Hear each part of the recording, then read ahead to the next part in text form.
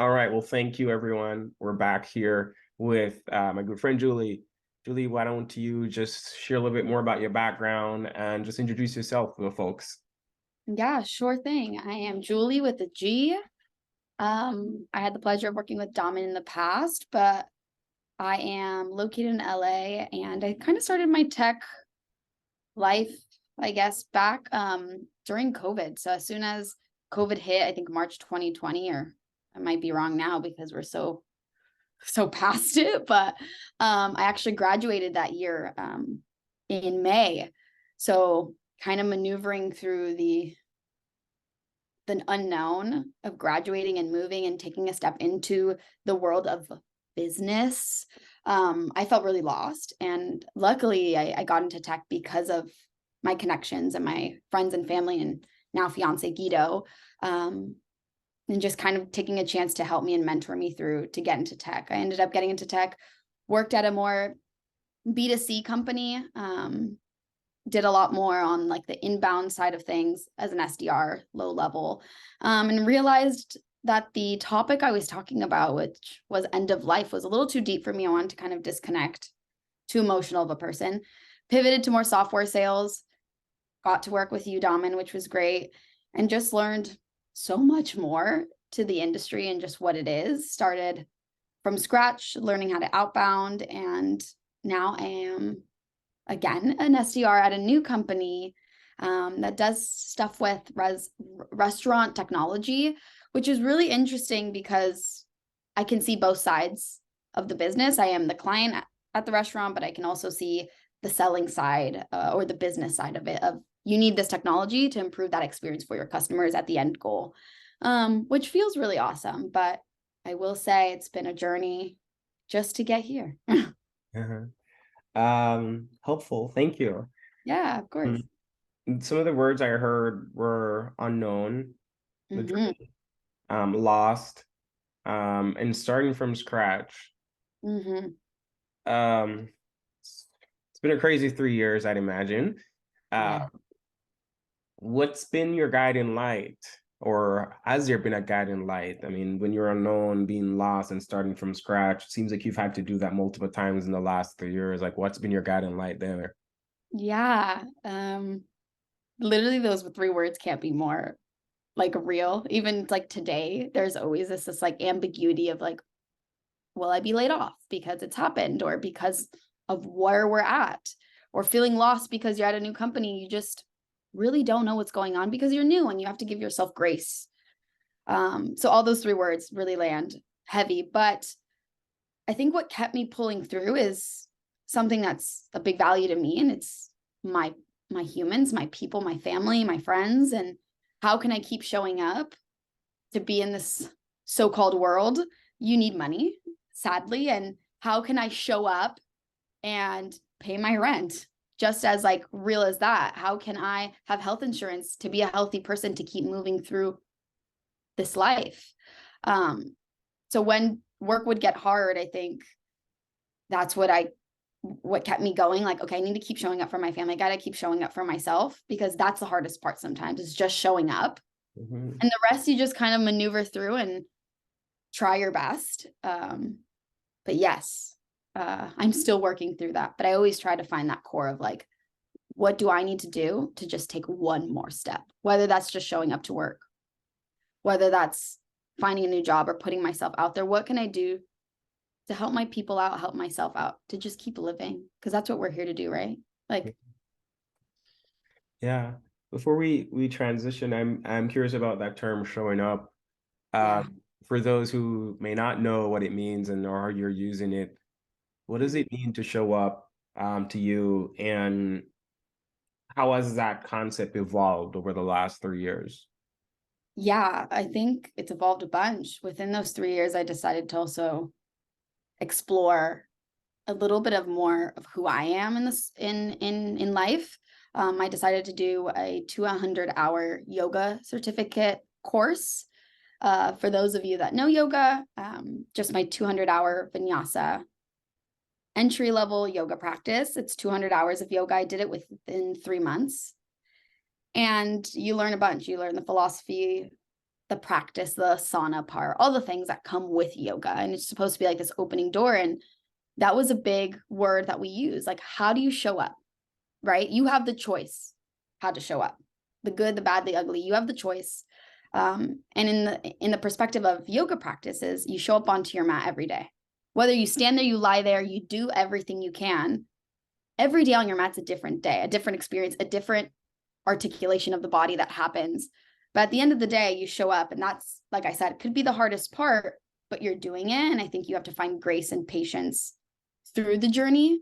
So within these 3 years, showing up for me has changed. Sometimes it's literally my physical body is just there. I'm like, I did the thing. I sat on my chair in my house and I clicked the keyboard.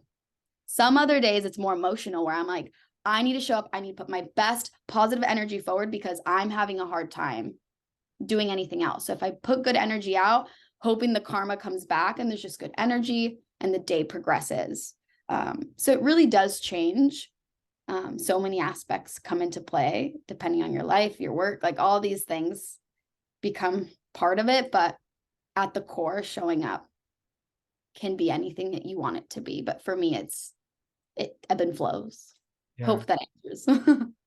No, it's good. I'm sure a lot of people will resonate with that.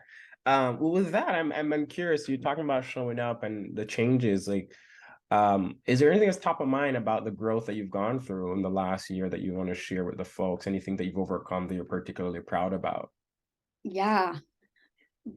I would say that there's a slight spin-off there. I think sometimes, speaking from my eye and my perspective, is sometimes we think of growth or personal growth or career growth in the linear line of, okay, I am a entry level, I become a manager, whatever. Like you see the title change maybe. And this is something I spoke with you about, Dom, and that especially when I got laid off from my last job and got here to my new one, I was having this real big confusion of like, I don't want to just be the same thing. I don't want to be the same role. And something you told me, and I still am working through, is what does it matter if you do the same role in the next 3 years? What is that going to change in a 20-year lifespan of like your working life? And it's not. And I've come to terms like it's not, it's okay. But on the other side of it, like, can't you just grow just as much, but keep the same job? Like you're still the same title or whatnot. But there's so much internal growth professionally that you've learned. And I think that's where my most of my learning has come from in these last 3 years, is my growth as a human in the job world, especially this remote world. I look back at my first job and just anything anyone would say, I'd be like, I'd do it now. Like everything was, I wanted to get it done. I wanted to be fast. I wanted to be good. I wanted almost like the golden sticker, right? Like I did it, gold sticker for you. You did it. But now I realize like there's so much nuance to it. And sometimes putting that boundary of like, I can't do that now. And it's okay to not do it now because guess what? That email is going to get out at some point. Or, someone's going to be helped in a second. You are allowed, whether you're at the bottom of the totem pole or the top of the totem pole, to be human and say like, I am at my wits. Yeah.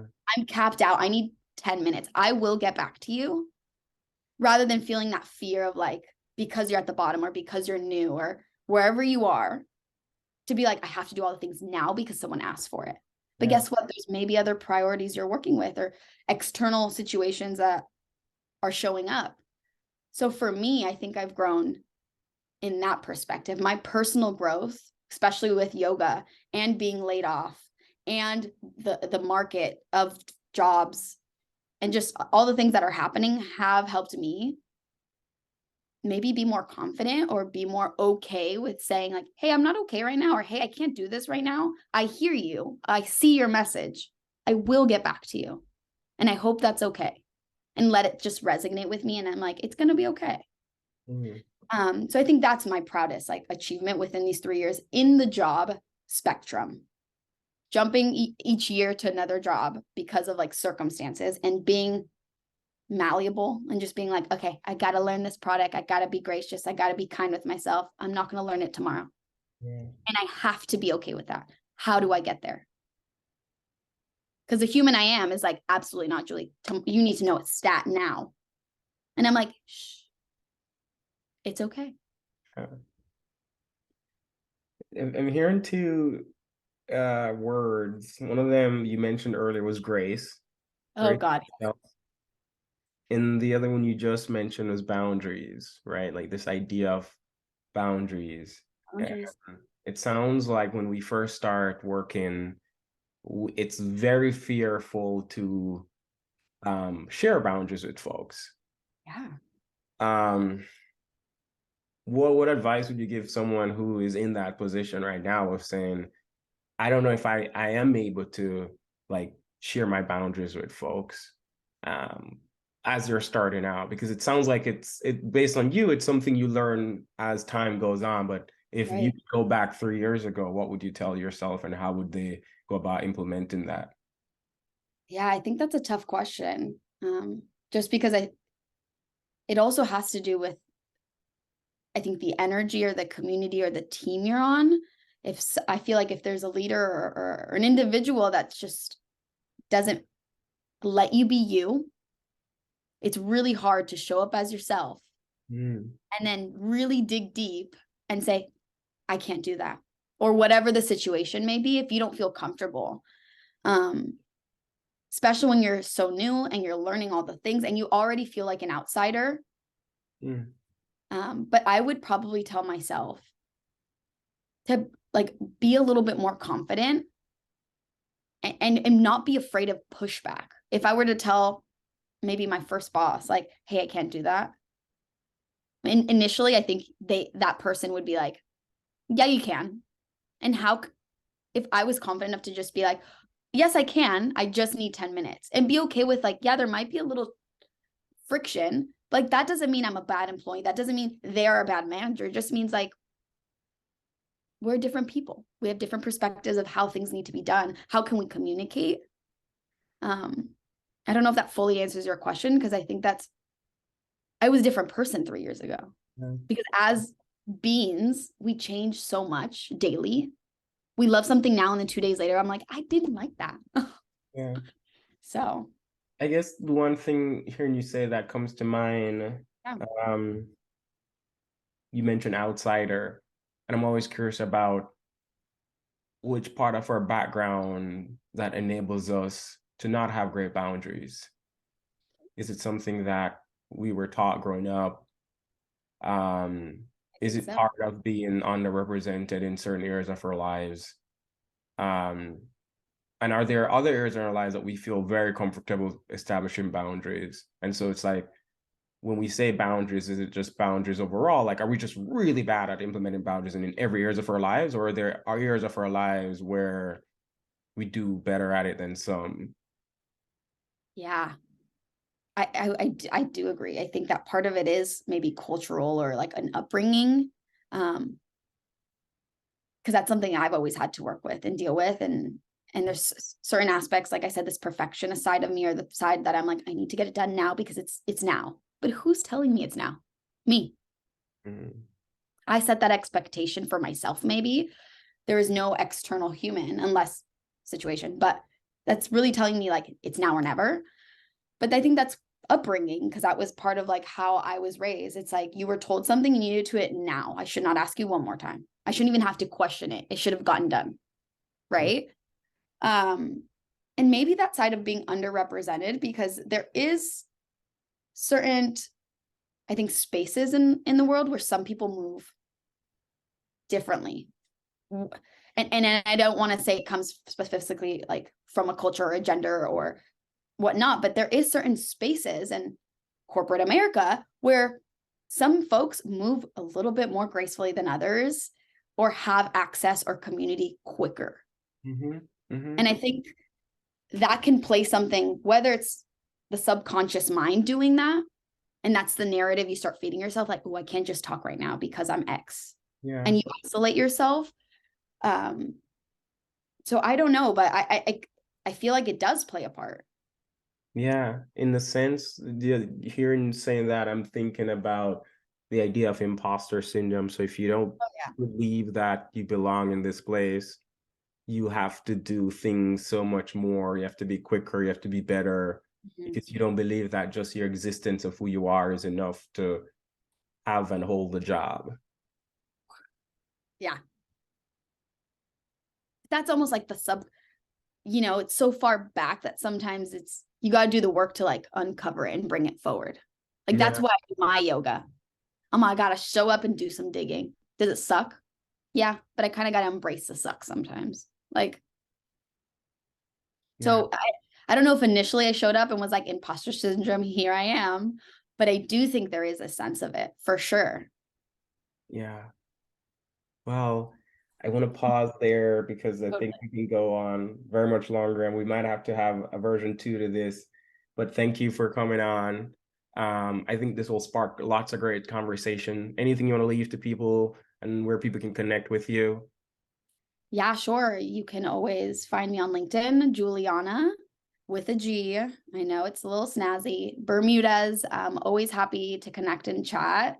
Um, I guess I leave you with like, take up space, be your biggest, brightest self, because you'll attract those people. And I know it's hard sometimes to show up like that, but show up, be you, be gracious, take up space, and people are going to come. So thank you so much, Domin. This was such an honor. And I hope for a part two. Thanks.